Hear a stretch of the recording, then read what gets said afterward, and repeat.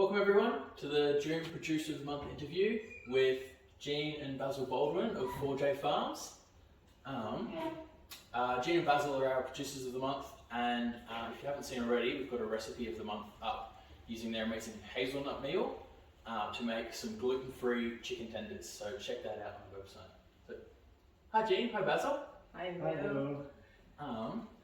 I was hoping that you could please tell us a little bit about how you got started hazelnut farming and how you came to start Fourjay Farms.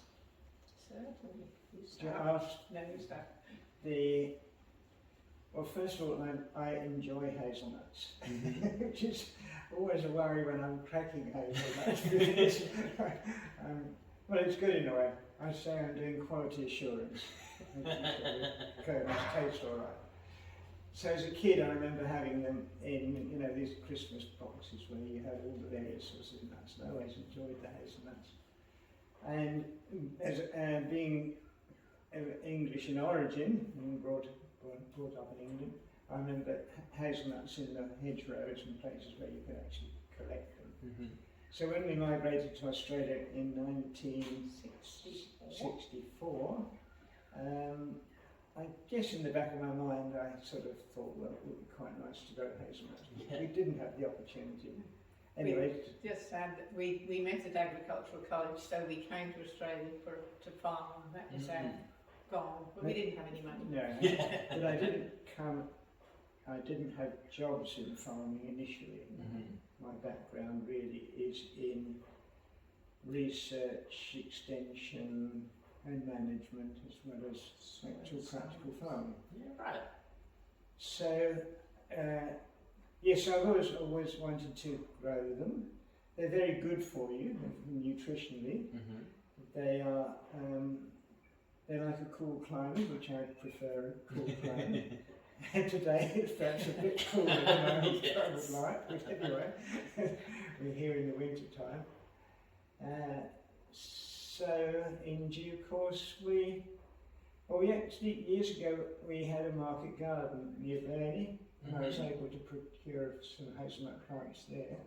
And I think that's where my interest started to develop, because there were some old plantings of hazelnuts around in northern Tasmania, well in Tasmania generally. And I started to then sort of develop more interest. Oh yes, they do grow here, and started to think about varieties and things like that. Yeah, right. And then we came to Orange in 1990, and I worked at the agricultural college as it was in those days, and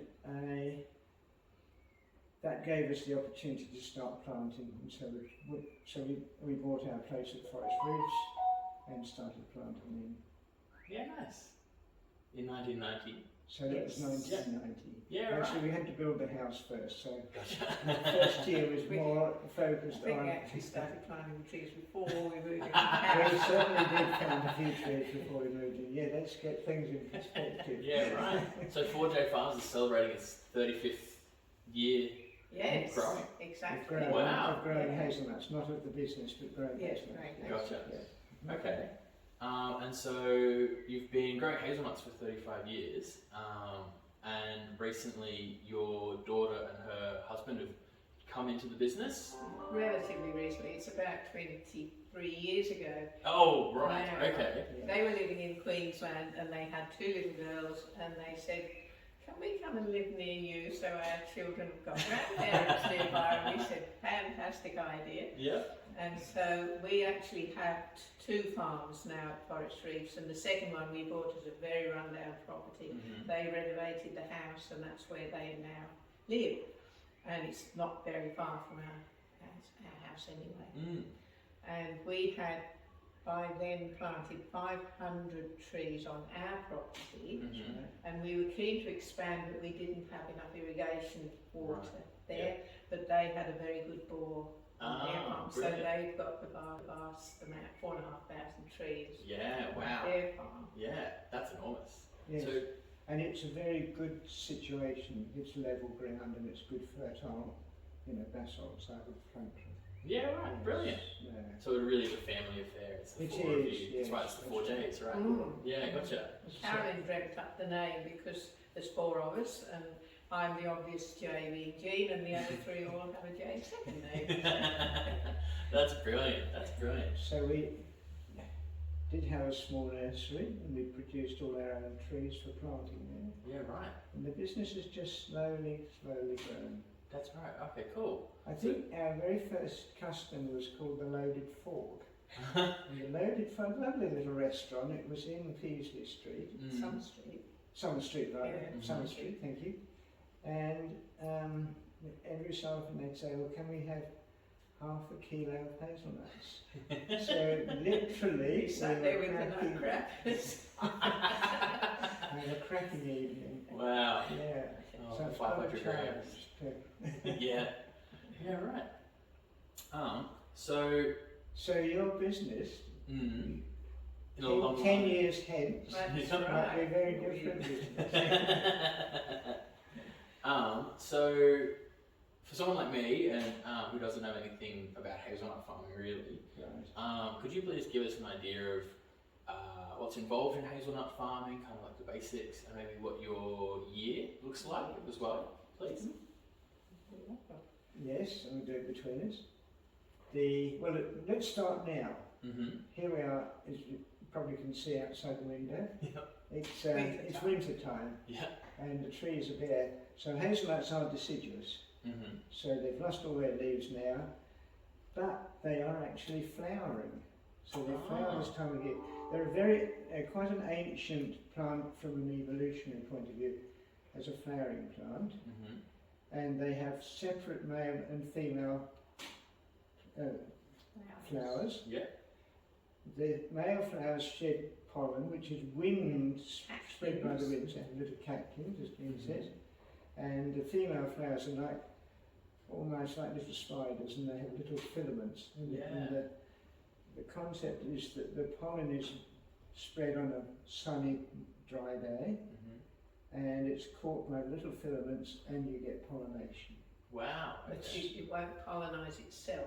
It has to have a compatible tree to pollinise. Gotcha. Yeah. So that starts the process. So we've got pollination. Then in late September, October, the trees start to come into leaf. And when they come into leaf quite quickly, they expand the canopy. And then a very interesting thing happens in November, in that's when fertilisation occurs. So the pollen has produced a tube which goes down to the ovary, but it doesn't actually fertilise the ovary because the ovary is at that stage not sort of like a viable functioning ovary, not developed. And so November time it develops and you actually get the fertilisation. Right. So now you've got trees with a canopy and they produce a very dense canopy. So when the trees are mature and they meet across the rows, they can let very little light down onto the ground. Right. So they're capturing all this sunshine. So it's like having all of your roofs covered in solar panels, except they're more efficient than solar panels. True, yeah. And they're organic solar panels. So here we are gathering all this beautiful energy from the sun, which then grows shoots for next year's crop, and it grows the nuts for this year's crop. Right. And so come end of December, early January, you can actually see the developing nuts on the tree. Yeah, right. But inside the nut is only a little tiny baby kernel. So the little baby kernel sits there. But by then the shell has completely developed in January, but the kernel now develops in February. Right. And this is a very, like anything else, this is a very important time of the year, because what we want is nice, plump, delicious tasting kernels inside the shell of the nut. And so it's an important time that it's not too hot, they can become heat stressed, and they need moisture. So we have drip irrigation to make sure that they're growing nice and vigorously and produce nice, plump, healthy kernels inside the nuts. Gotcha. And then in March, the nut up to then has been green. It turns brown. Yeah. And then it's sitting in a little sort of saucer thing Mm-hmm. on the tree, and a cluster of nuts, and in time the cells at the base of the nut, Mm-hmm. which has held it in, and the nutrition has come through the tree, Yeah. those cells die.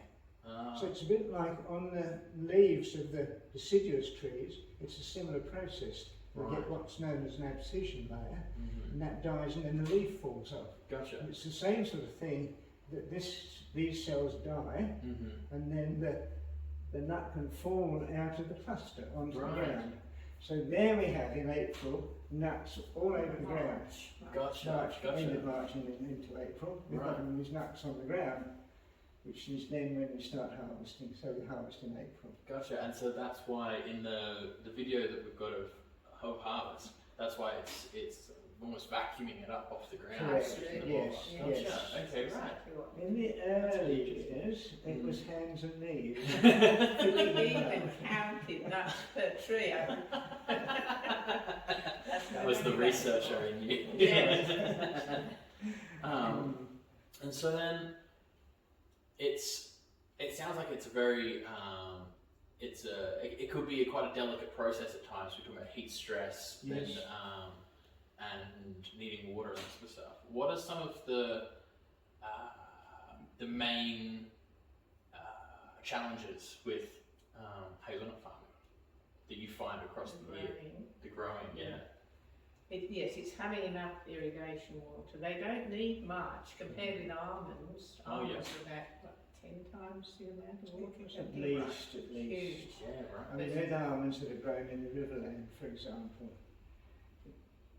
it's enormous. 40 years is massive. Right. Yeah. So the amount of water we've got at home is plenty in normal years. Mhm. Several years ago now, probably about 10 years ago, we had a drought and then Very another serious drought and then another drought. Mm. And by the third year, the bog just couldn't cope anymore. Gotcha. And we only harvested 3. By this time, we'd built up to, I think our best yield had been about 10 or Yeah. 12 tonnes. Yeah. Mm-hmm. And that year, we're talking about, it was only 3 tonnes, and we thought, oh Wow. gosh, you know, because hazelnuts bear their crop on the new wood, Mm. they wouldn't have grown much new New wood wood. that year. And we thought, what's next year's crop going to be like? Yeah, right. 20 tonnes, how does that work? That's what we had. Wow, Yeah. that's brilliant. And that was Okay. by far our biggest crop ever. That's amazing. It's almost as if the trees are thinking, I'm stressed, I've really got to work hard here. And then And, they you just know, made as much as they could. Yeah. Well, that's brilliant. That's brilliant to have that sort of comeback from 3 Mm, tons to being yes. 20 tons to Yeah. make up a little bit of that shortfall. That's That's right. right. Yeah, right. Well, that's brilliant. Okay. So, but another challenge is that not only do we like hazelnuts, so does sulphur-coated cockatoos. Ah, right. And so they can be a real pest problem. Gotcha. And Okay. actually rosellas as well, but rosellas are a bit Yes. sort of sneaky. They don't make a big noise and you don't know how many they're taking. They just take the younger ones, and then the cookies come in when they're ripe, because it's the kernels that they really like. Gotcha. Okay. And so they can be a real pest. Mm-hmm. However, we've got them under Yeah, well, control with now. various things, trying to have the dog bark at them in the orchard, having birds scaring, birds that says, it's saying I'm in danger, Gotcha. this is a dangerous area, go away. Yeah. Gas guns which frighten the dog more than the birds. Can you please tell me and tell the customers, we're quite used to muesli and pancake mix and that sort of thing, but maybe tell us a little bit about your muesli with your hazelnuts in it, and your pancake mix using hazelnut meal, and the other uses that you've got for your other products as well, please. Right. So about the time we had our first sort of sensible crop, which was the half-ton crop, Mm-hmm. the farmers market started in Orange, and Gotcha. I thought, oh, that would be great, we can go into the farmers market, but we haven't really got that many nuts. We need to think of things that can spread the nuts out. Mm. So, of course, my daughter was there as well by then. She used to make a Hazelnut Delight, which was a caramel with chocolate on the top, and we made biscuits. It lived up to its name.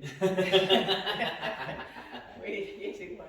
We made little boxes of biscuits, and then our eldest son said to us, "Mum, you should do your muesli." And I said, "Oh, I don't think anybody would want to buy my muesli with me." He said, "Oh, I think they might." Oh, and they have. And they have. And that, of course, and we put, at that stage, we put 10% hazelnuts in the muesli, and so they spread out a lot. Yeah. So that's how we started with the farmers market. Then we were members of, well, still are members of the Hazelnut Growers of Australia, and the hazelnut industry in the world has a conference every 4 years. Yep. And the conference was in Oregon, and so I went with Basil. He was presenting a paper at the conference, and I went along, and we visited some hazelnut farms, and we went to one enormous farm, and I said, "Oh, we are planting another 1,000 trees," and they said, "We're planting another 1,000 hectares." Wow. That's pretty big. Anyway, they had a shop on the farm, and we went in to see what sort of things they made with theirs. And then one of the things was pancake mix, and I thought, "Oh yes." Brilliant. So Carolyn, our daughter, and I developed the recipe for the pancake mix. And all the other products have developed from the farmers market, really, because we had the original muesli, we had the original pancake mix, and somebody had come and say, "Oh, I'd love to try that, but I'm gluten intolerant," and so we've developed gluten-free recipes, or somebody says, "I'm diabetic, I can't have the sultanas," so we have a fruit-free version, things like that. Yeah, right. That's it, because you've got, is it 4 or 5 different types of muesli? 4 different sorts of muesli. Yeah, brilliant. Okay. And 2 pancake mixes. And 2 pancake mixes as well. Yeah. I did another one that was from Europe, from Italy. We went there, and they did nuts in honey. Nuts in honey. So we bought that online as a product, and they enjoy having that with a blue cheese. Apparently, that's a very good combination. Okay. Maybe some Fourjay's hazelnuts and honey with some Second Mouse ruby blue cheese. Yeah. Brilliant. Okay, there's an idea. Let's have a cheese go. That's brilliant. That's great. So it has just, you've seen something there, and you've brought that in, seen something there, brought that in, and kind of developed the range over 35 years, 23 years. That's right. Yeah. That's right. And the latest product, of course, is the nuts in chocolate. Years ago, we did try doing it because everybody used to say, "Why don't you do nuts in chocolate?" And we used to, 10 years ago, we used to buy chocolate buttons and melt them down and make sort of slabs with the broken kernels, you know, but it really wasn't professional. Gotcha. It wasn't professional, but it was delicious. It was delicious. It wasn't gold medal in the, Sydney's Royal Show or something. But it was certainly but it did the taste job. of it was gold medal. Anyway, recently a chocolate maker, who I suppose I shouldn't mention, is in the Blue Mountains, has bought a very expensive panning machine from Italy to coat a lot of their products, but particularly our hazelnuts with chocolate, and so we now buy them back from them and Brilliant. sell them in little jars. So That's awesome, yeah. And that is up on the website now if you want to get some to enjoy when you're at home in the cold under the blanket now in winter. And so people know hazelnuts, and people use hazelnut products all the time without probably thinking of it or about realising they're using hazelnut products. Is there anything that you would like the customers to know about hazelnuts or your products, or like ways they could use them that they maybe haven't thought of before? Yeah. I think, yes, one thing that's really important, people will buy hazelnuts in the supermarket which have been imported and are not fresh, and they're often a bit rancid. Right. And then when we have farmers market, oh yes, the initial thought is, no, I don't like them. Right. And then if you say, well, would you like to try one of ours, because they are freshly cracked or freshly cracked and freshly roasted. Yeah. And they try them. It's a totally new experience. And And particularly if they're a European background, they'll say, oh, that reminds me of nuts that we had in our childhood. So I think an important thing is that our nuts, we are cracking right through the year. Right. So every Monday morning, it's a public holiday, we'll be cracking hazelnuts. Right. Yes. That's brilliant. So it's fresh. It's always going to be Correct. much more flavourful, probably more Absolutely. nutrients, Yes, better for you they as are well. incredibly nutritious Right. nuts. They're very high in vitamin E, Potassium potassium, and and the oil. They are actually about 60% oil, which you wouldn't Wow. think. Yeah. They are, and it's all the good oil. It's very good for your heart health. And Right. Okay. really good. Right. So it really is. It's really healthy for you as well to be using more hazelnuts in general day-to-day life, like Yes. swapping flour for hazelnut meal. Yes. Yeah. Right. That's right. Okay. Brilliant. Hi everyone. Sorry, the recording cut out before the end, but we had an amazing chat with Jean and Basil from Fourjay Farms. And if you haven't already, go and see Jean and Basil at the Orange Farmers Market once a month. They'll be away for the next couple of months, but their daughter and her husband should be there. And you can also check out hazelnut products from Fourjay Farms on YourMarket, on their producer page, or by searching up hazelnuts. Go through, have a look. They've got an amazing range, and all freshly cracked, delivered straight to your door with YourMarket. All right, thank you very much.